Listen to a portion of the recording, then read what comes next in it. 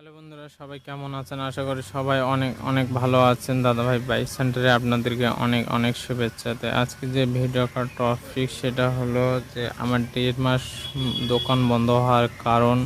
এই যে আমাকে এই দোকান ছেড়ে দিতে হয়েছে। সামনে আমার দোকানটা দেখতে পাচ্ছ, এই দোকানটা আমাকে 1-1.5 মাস আগে ছেড়ে দিতে হয়েছে। তো 1-1.5 মাস আগে আমি ছেড়ে দিয়েছি। মানে বসেছিলাম, ঠিক আছে। তো দোকানটার এখন অবস্থা দেখো কী হয়ে আছে। এই জায়গায় আমি আগে কত কাজ করেছি, কতই না ভালো লেগেছে, কতই না ভিডিও আপলোড দিয়েছি এই জায়গাটা থেকে। এই জায়গাটা এখন দেখো বন্ধ পড়ে আছে। যে আমি ঘর পাচ্ছিলাম না, তো একটা ঘর পাওয়া গেছে। প্রসিডেই আমি ঘর পেয়েছি, দেখতে পাচ্ছ। তো ওই দোকানের সামনে আসলে আপনারা দেখতে পাবা, ওই পোস্টারে দেখলে আপনারা দেখতে পাবা এখানে সামনে আমার গাছের সামনে পোস্টার লাগানো আছে, আর এখানে বাইকগুলো খারাপ করা আছে।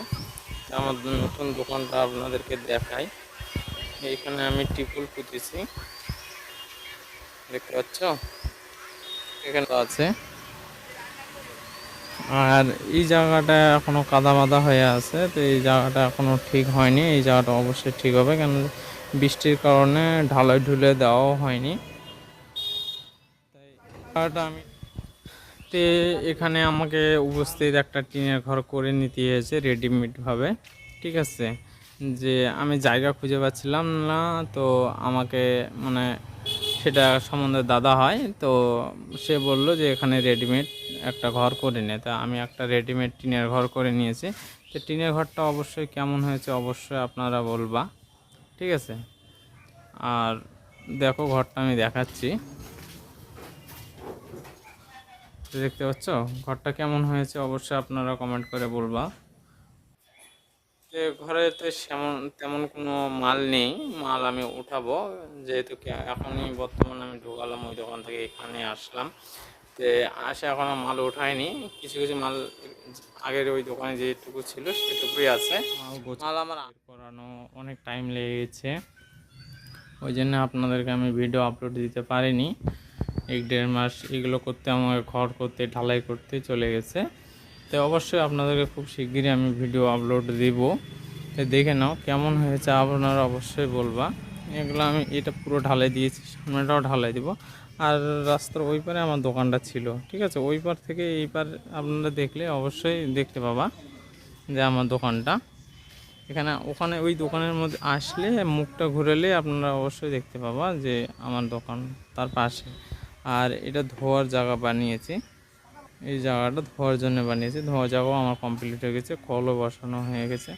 শুধু এই কাদা মাটিটা আছে, এই জায়গাটা আমি ঢালাই করার চিন্তা ভাবনা করেছি। আর উপরে মানে কাজ করার জন্যে মানে ছাউনি দেবো একটু, তাহলেই আমার কাজ কমপ্লিট হয়ে যাবে। আপনাদেরকে ভিডিও আমি আপলোড দিতে পারবো।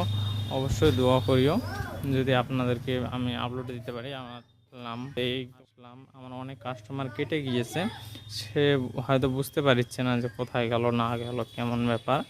তো অবশ্যই আপনারা ওই দোকানের পাশে আসবা, ওই দোকানে আসলে আপনারা এদিকে মুখ ঘোরালে আপনারা দেখতে পাবো আমার দোকান তার পাশে। আমাকে অবশ্যই আল্লাহ আমাকে ব্যবস্থা করে দিয়েছে, ঠিক আছে।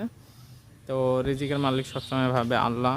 আর আর কারো রিজিক কেউ কেড়ে নিতে পারে না, ঠিক আছে। আর কেউ কাউকে তাড়িয়ে দিতে পারে না। আল্লাহ যদি চায় তাহলে সব কিছু করতে পারবে।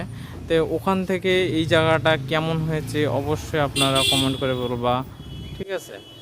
তো এই জায়গায় আমার ধোয়ার ব্যবস্থা হয়েছে, এই জায়গাটা ঢালাই দেওয়ানো হয়েছে। আর এই জায়গাটা একটু কাদামাটি আছে, এই জায়গাটা আমাকে ঠিক করতে হবে, ঠিক আছে।